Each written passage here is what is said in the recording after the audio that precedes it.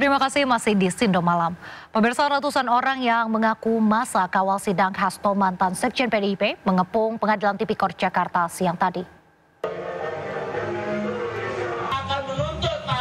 Ratusan masa kawal sidang Hasto mulai memadati jalan raya di depan Pengadilan Tipikor untuk mengawal jalannya persidangan mantan Sekjen PDIP tersebut. Sidang ke-19 yang beragendakan pembacaan tuntutan jaksa penuntut umum ini akan dikawal langsung oleh masa kawal sidang Hasto. Jimmy Fajar, koordinator aksi, mengatakan masa akan terus mengawal hingga sidang putusan. Apabila ada intervensi pada sidang, maka ia akan mendatangkan masa yang lebih banyak dari daerah untuk masuk ke Jakarta. Tapi kalian tidak pernah bisa. Tabrak ini sekarang. Pemirsa, Sekjen PDIP Hasto Kristianto dituntut 7 tahun penjara.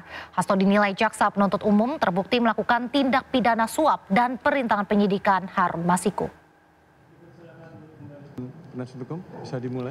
Jaksa KPK Wawan Yunarwanto membacakan amar tuntutan pidana di Pengadilan Tipikor Jakarta. Kepada terdakwa Hasto Kristianto, jaksa menjatuhkan pidana penjara 7 tahun dan pidana denda 600 juta rupiah, subsidiar 6 bulan kurungan. Sejumlah keadaan memberatkan, perbuatan terdakwa tidak mendukung pemberantasan tindak pidana korupsi serta tidak mengakui perbuatannya. Terdakwa juga menghalangi penyidik KPK menangkap Harun Masiku yang buron sejak tahun 2020.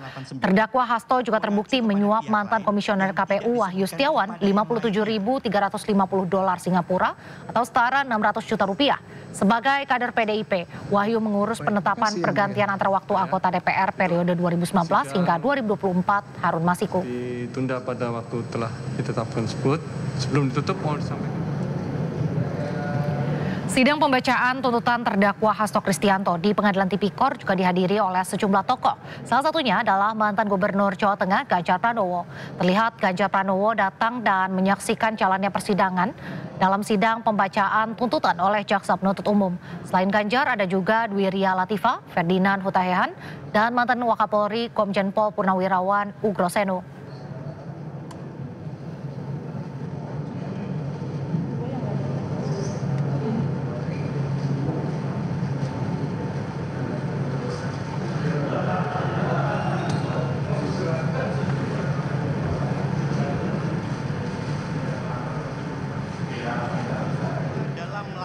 Perbuatan pidana, terdakwa melibatkan orang-orang di sekitarnya yaitu Kusnadi, staf kesekretariatan pada DPP PDIP yang sehari-hari tugasnya melekat pada terdakwa, dan Nur Hasan, tenaga pengamanan atau security pada kantor DPP PDIP. Hal ini sengaja dilakukan oleh terdakwa dengan maksud untuk memutus rantai komunikasi antara terdakwa dengan Harun Masiku yang seolah-olah tidak ada komunikasi langsung antara terdakwa sebagai pemberi perintah dengan Harun Masiku selaku objek yang akan diselamatkan. Sehingga penyidik KPK sulit melacak keberadaan Harun Masiku yang berakibat pada penyidikan perkara atas nama tersangka Harun Masiku tidak bisa berjalan sebagaimana mestinya. Dengan demikian, maka terdakwa telah secara nyata mengetahui dan menghendaki bahwa Harun Masiku merupakan tersangka yang sedang dicari KPK dan sedang dilakukan penyidikan oleh penyidik KPK, serta menghendaki agar penyidikan dalam perkara tersangka Harun Masiku tidak berjalan lancar. Berdasarkan uraian tersebut di atas, kami berpendapat unsur dengan Menanggapi tuntutan jaksa, terdakwa Hasto Kristianto memberikan tanggapan. Sekjen PDIP tersebut mengaku sudah dapat memperkirakan tuntutan hukuman penjara 7 tahun terhadap dirinya. Hasto akan memberikan nota pembelaan atau pledoi yang akan diajukan 10 Juli mendatang. Jadi kita sudah mendengarkan bahwa saya dituntut 7 tahun. Dan apa yang terjadi ini sudah saya perkirakan sejak awal. Ketika saya memilih suatu sikap politik untuk memperjuangkan nilai-nilai dan demokrasi, memperjuangkan hak kedaulatan rakyat, memperjuangkan pemilu yang jujur dan adil, serta memperjuangkan supremasi hukum, agar hukum tidak digunakan sebagai alat kekuasaan, sejak awal saya sudah memperhitungkan risiko-risiko terhadap kriminalisasi hukum oleh kekuasaan. Meskipun hal tersebut tadi tidak diakui, tetapi fakta-fakta menunjukkan bahwa dari suara-suara civil society menunjukkan mereka yang kritis saat itu memang ada suatu tekanan dengan menggunakan hukum sebagai alat kekuasaan. Ketika pertama kali saya datang dan mendengar informasi bahwa ada suatu kriminalisasi. Sementara itu, pengacara Hasto Kristianto, Todung Mulya Lubis, menanggapi jaksa penuntut umum seharusnya bisa meminta terdakwa dibebaskan karena tidak ada satupun alat bukti cukup untuk menghukum Hasto.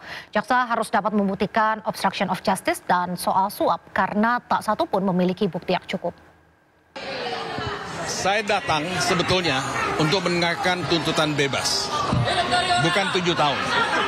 Karena jaksa penuntut umum pada dasarnya menurut hukum bisa meminta terdakwa untuk dibebaskan.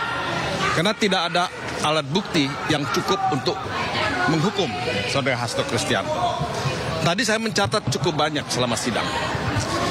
Kita mengetahui bahwa dalam hukum ya, beban pembuktian itu penting. Siapa yang mendalilkan, dia yang mesti membuktikan. Nah, jaksa penuntut umum mesti membuktikan apa yang dia dalilkan. 2 hal. 1, obstruction of justice. 2, tindak pidana suap. Nah, kita mendengarkan dengan teliti dan seksama bahwa uraian mengenai obstruction of justice itu sama sekali ya tidak punya dasar yang kuat. Ya, tidak ada bukti-bukti yang kuat. Sehingga ini seperti omon-omon gitu.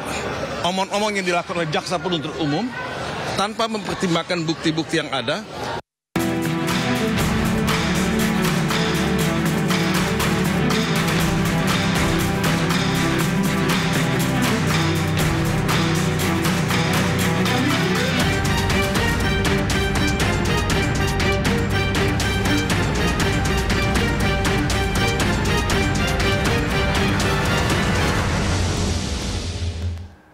Pemirsa, DPR RI resmi mengesahkan Ricky Perdana Gozali sebagai Deputi Gubernur Bank Indonesia periode 2025-2030. Penunjukan Ricky Perdana Gozali sebagai Deputi Gubernur Bank Indonesia usai melaksanakan fit and proper test pada 1 Juli 2025 di Komisi 11 DPR RI 1 Juli kemarin.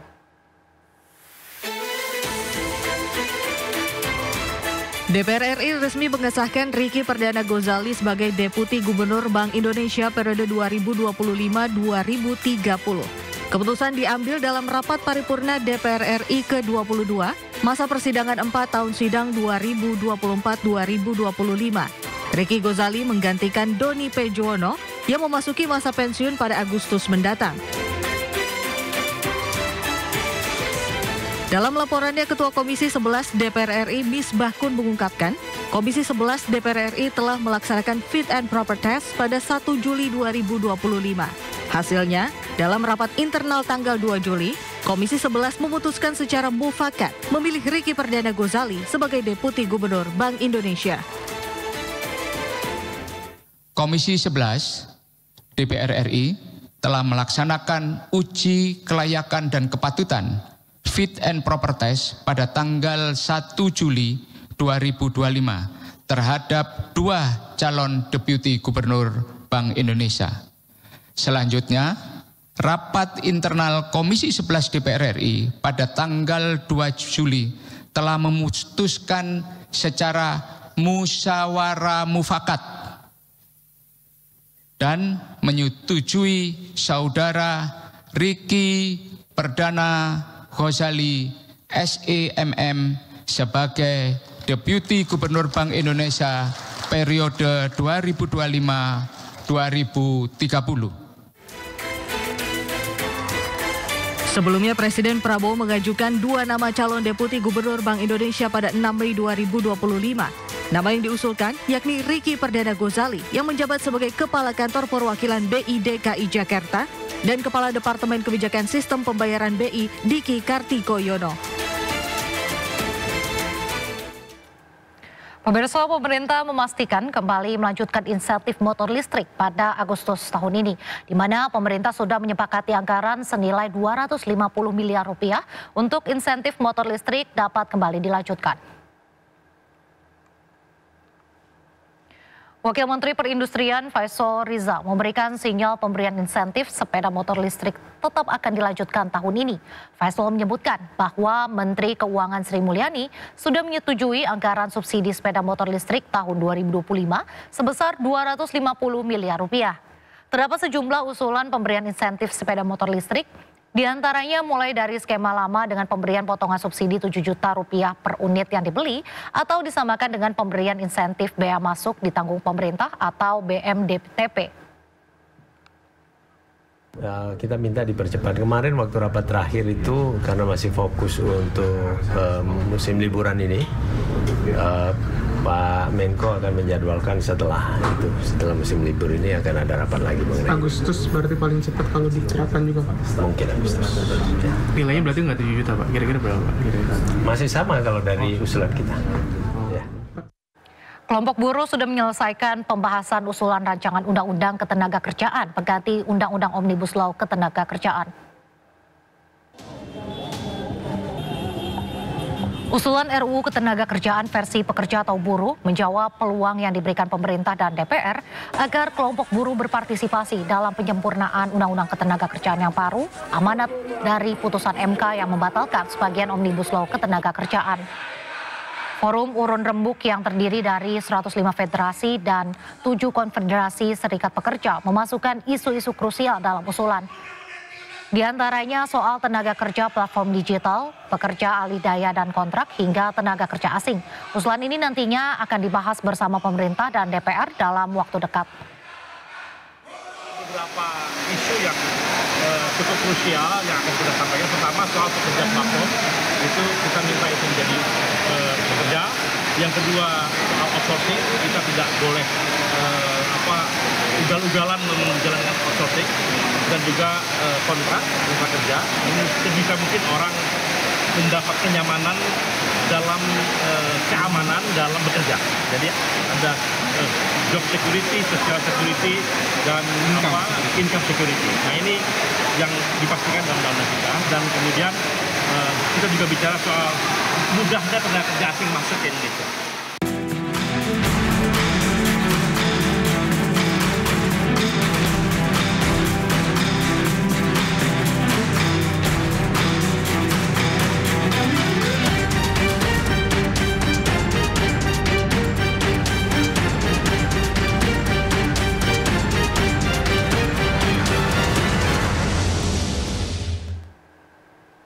Presiden Prabowo bertemu dengan putra mahkota sekaligus Perdana Menteri Arab Saudi Pangeran Muhammad bin Salman bin Abdul Aziz Al Saud di Istana Al Salam Jeddah, Arab Saudi.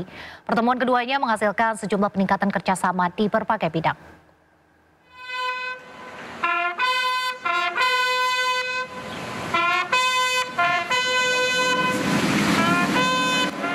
Pasukan berkuda kawal kedatangan Presiden Prabowo di Istana Al Salam Jeddah, Arab Saudi. Kedatangan Presiden Prabowo di Istana Al Salam disambut langsung oleh Pangeran MBS.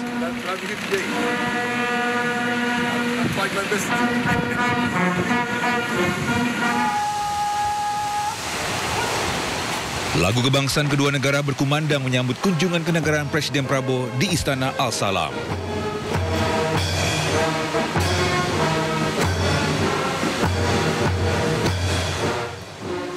Keduanya memperkenalkan jajaran menterinya masing-masing.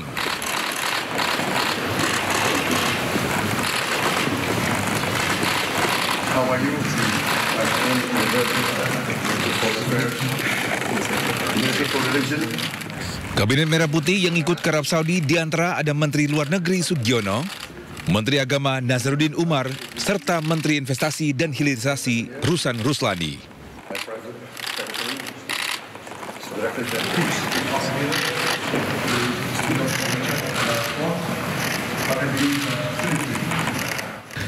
Keduanya pun berdiskusi dan sepakat untuk meningkatkan kerjasama di berbagai bidang.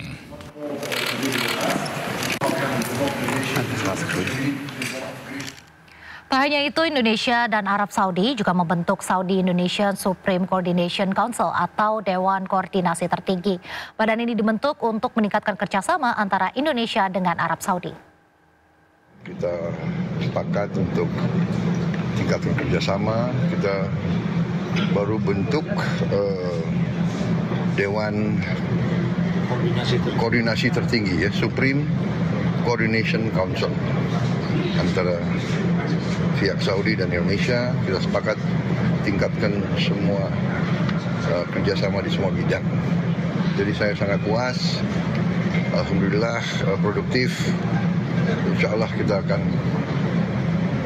melihat suatu peningkatan kerjasama antara kita dan Saudi Arabia, dan banyak masalah-masalah geopolitik kita punya persamaan.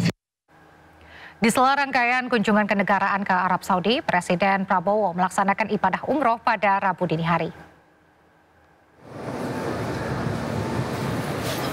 Presiden Prabowo dan rombongan memasuki komplek Masjidil Haram dengan pengawalan khusus Kerajaan Arab Saudi. Presiden memasuki Ka'bah dan melaksanakan sholat sunnah di dalamnya. Usai keluar dari Ka'bah, Presiden mencium Hajar Aswad, dilanjutkan melaksanakan tawaf mengelilingi Ka'bah.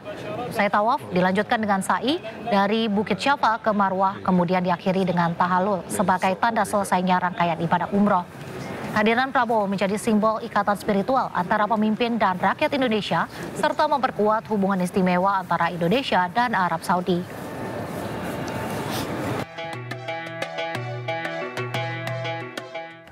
Pemerintah Israel kembali mengeluarkan peringatan keras terhadap Hamas. Apabila kelompok tersebut menolak menyepakati proposal gencatan senjata dan pertukaran tawanan, Israel mengancam wilayah Gaza berubah menjadi debu. Sindo Malam segera kembali.